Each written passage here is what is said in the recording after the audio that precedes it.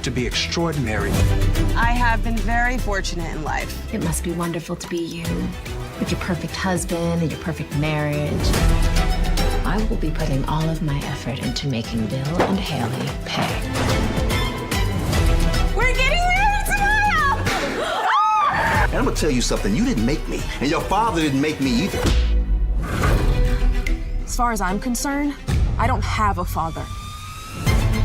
My social media presence is about to become more important than ever. I'm gonna shake things up. You're one of the sexiest women I've ever laid eyes on.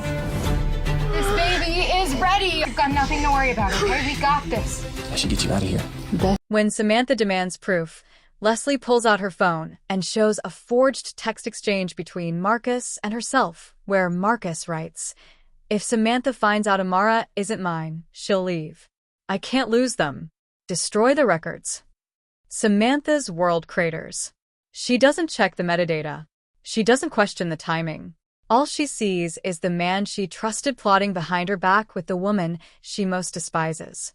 She bolts from the spa, leaving Leslie alone, wiping faux tears and smiling into the steam.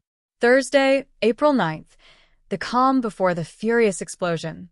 Thursday is a masterclass in dramatic irony.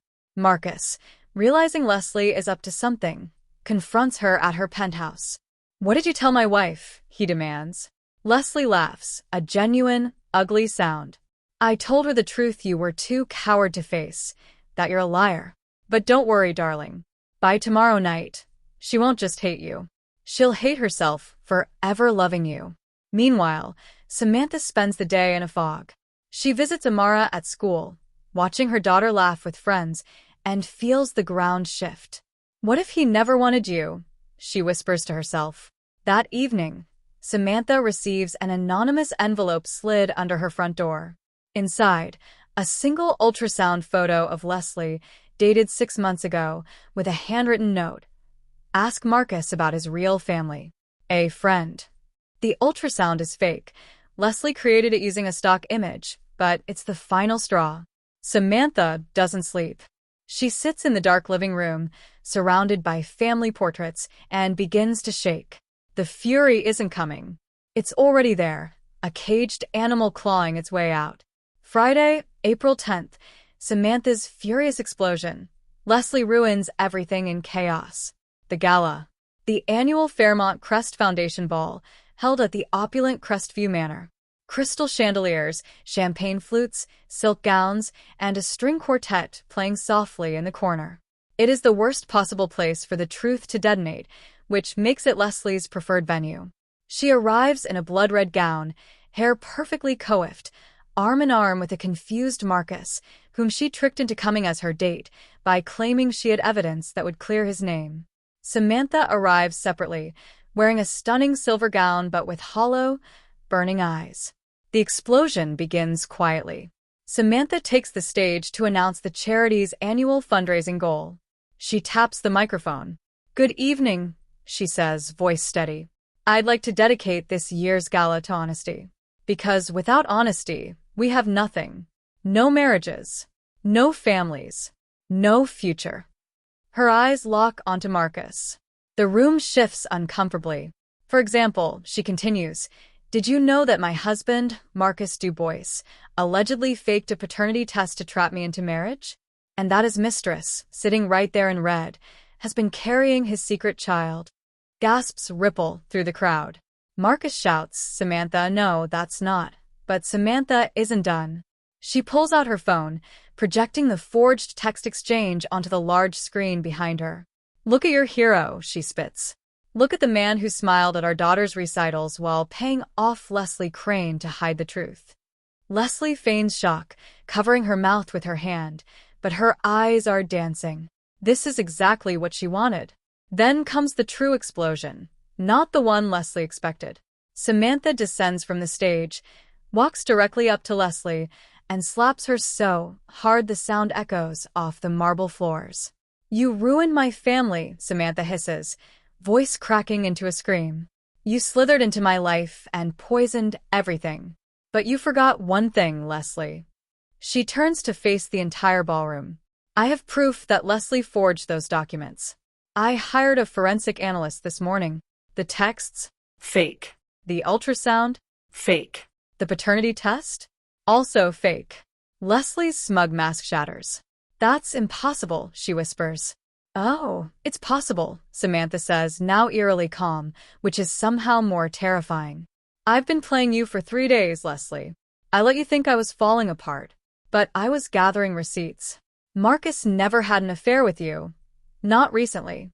You've been obsessed with him for a decade. You faked a pregnancy. You faked a paternity cover-up. You even faked that text exchange. And I have the metadata to prove every single lie.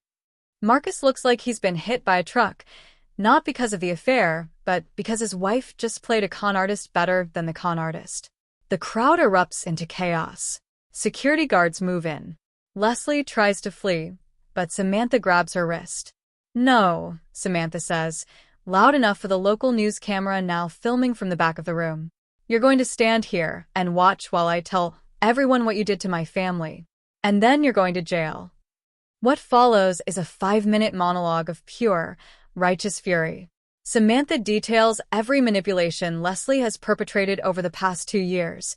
The anonymous letters sent to Samantha's mother, the lies told to Marcus's business partners, the attempt to seduce Marcus at a company retreat, which he rejected, and finally, the fake paternity lie. You didn't want Marcus, Samantha concludes. You wanted to destroy me, because I'm everything you'll never be, loved, respected, and strong enough to survive your chaos.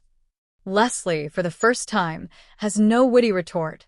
She just stands there, trembling, as 2 officers handcuff her. But even in defeat, Leslie has one final move. As she's let out, she screams back at Samantha. You think you've won? Your daughter isn't Marcus's. That part is real. I just moved the dates. The original lab, check the original lab. He never wanted her. The camera cuts to Samantha's face. The fury drains away, replaced by raw, primal horror. She looks at Marcus. He doesn't deny it. He just whispers, I was young. I was scared. But that's not enough. Nothing will ever be enough. The final shot of the week. Samantha standing alone in the center of the ruined gala, champagne spilled across the floor, Leslie's red gown disappearing through the doors, and Marcus reaching for her hand. Samantha looks at his outstretched fingers, then back at the crowd. She doesn't take his hand. Instead, she walks out the side exit into the rainy night, leaving behind a shattered marriage, a bewildered daughter, and a town that will never be the same. Aftermath and what's next. The week of April 6th to 10th is a turning point for Beyond the Gates. Leslie's arrest sets up a trial arc that promises to expose even more Fairmont Crest secrets, while Samantha's furious explosion, both calculated and heartbreakingly raw, transforms her from a wronged wife into a formidable, unpredictable force. The question now isn't whether her marriage can survive, but whether Samantha herself can survive the truth about Amara's parentage. And as Leslie is led away in handcuffs, she smiles one last time. Because even in ruin, she's done exactly what she set out to do. She's torn the Dubois family apart at the seams. Chaos, after all, is her greatest masterpiece.